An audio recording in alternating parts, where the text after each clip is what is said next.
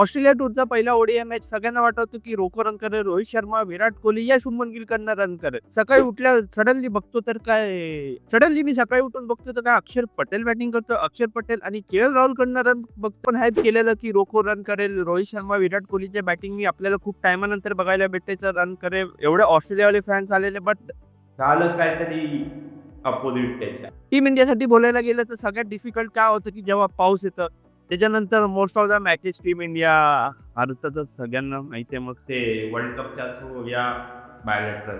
तर लास्ट मॅचमध्ये बॅटिंगनी काय मोठी कामगिरी केली नाही, सगळ्यांना माहिती आहे. टॉप ऑर्डरबद्दल तर बोलायची तेवढी गरजच नाही, कारण की करतोच रोहित शर्माची 8 रन, नंतर विराट कोहलीचे 0, त्याच्यानंतर शुभमन गिल ॲज अ कॅप्टननी पण काय नाही केले. पावसामुळे पण टीम इंडियाच्या हाफमध्ये कंडिशन नव्हती. जर डकवर्थ लुईसची बात करायला गेलं तर पहिले 16 ओव्हरची मॅच झाली, मग नंतर पावसानंतर जेव्हा मॅच स्टार्ट झाली उरले फक्त 9 ओव्हर.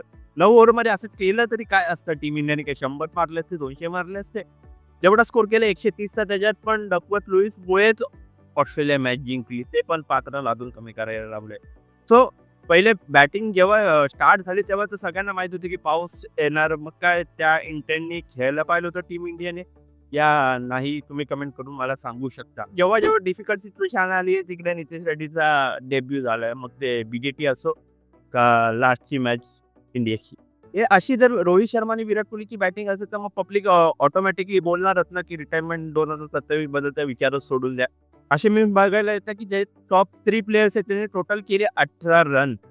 मग हाय तेच आहे ना, हे बघायसाठी आम्ही सकाळी उठलेलो मॅचेस का सगळ्यात जास्त ट्रेंड करणारा बिन तो टीम इंडियाचा जर बोलायला गेलं तर दो भाई दोनों नहीं मचा पाई तबाही.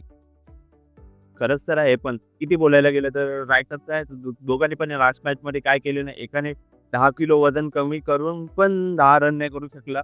ऑस्ट्रेलिया सिरीज मध्ये ऑस्ट्रेलियाची बॅटिंग बघितली तर कुठे ना कुठे वरचे 2 जे ओपनर्स आहे ट्रॅव्हिस हेड आणि मिचेल मार्क, हे जर आउट झाले तर मग इनएक्सपिरियन्स बॅटिंग लाईनअप आहे पूर्ण स्क्वॉडमध्ये. लोअर ऑर्डर आणि मिडल ऑर्डरला जर आउट केलं तर मग कुठे ना कुठे हा स्कोर खूप कमी मध्ये होऊ शकतो पुढच्या मॅचेसमध्ये. या मॅचमध्ये पावसामुळे टीम इंडिया मॅच हरली असं आपण बोलू शकतो. बट नेक्स्ट मॅचेसमध्ये मेक शुअर टीम इंडिया जिंकली पाहिजे आणि रोखोकडनं रन आले पाहिजे, नाही तर मग 2027च्या वर्ल्ड कपनुसार खूप डिफिकल्ट जाईल सिच्युएशन पिक करणं रोहित शर्मा, विराट कोहलीला. सो आय होप तुम्हाला व्हिडिओ आवडले असेल तर लाईक करा, शेअर करा, चॅनलला सबस्क्राईब करायला विसरू नका.